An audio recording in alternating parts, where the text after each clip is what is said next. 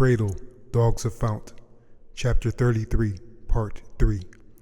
Downstairs in the kitchen, Porter opened up the fridge and hoped they had some of the Key's lemon lime soda left in the cans.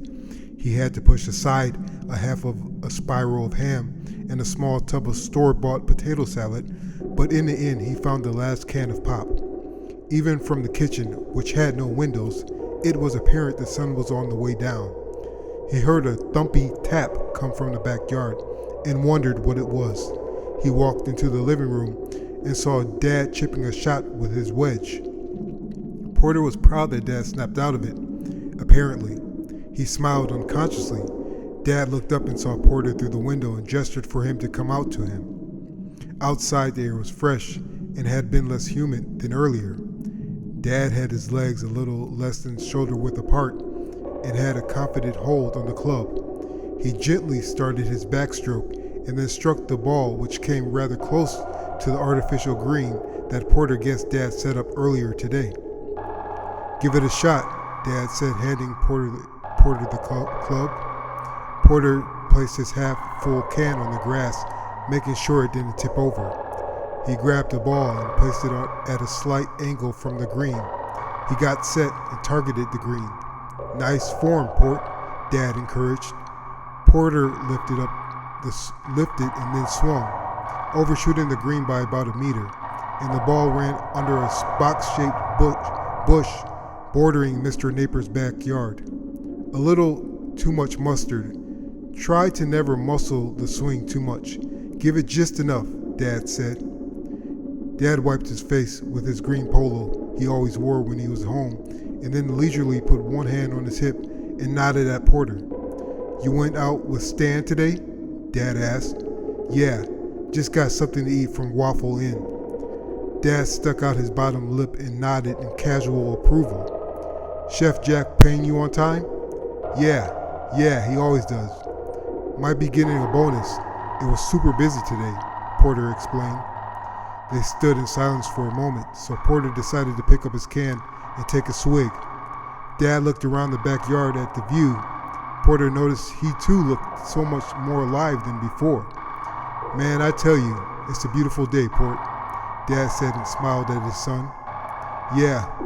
Suddenly, Dad sensed something and Porter saw the look on his face change a little. Porter heard it too after a few moments. It sounded like people were on the street on the other side of the house talking. They sounded hushed, in a manner of trying to inspire others not to panic.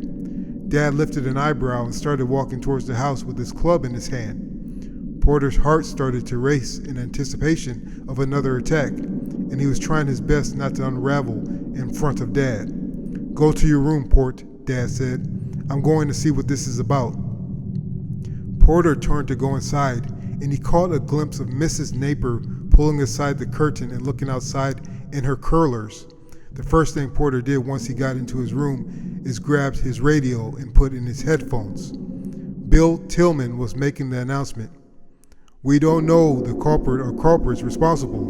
It seems that it may have been a planned assassination, but we don't know if it was an agent of the heap or any rogue group. Again, all the members of the Hall of Judgment have been killed by gunfire.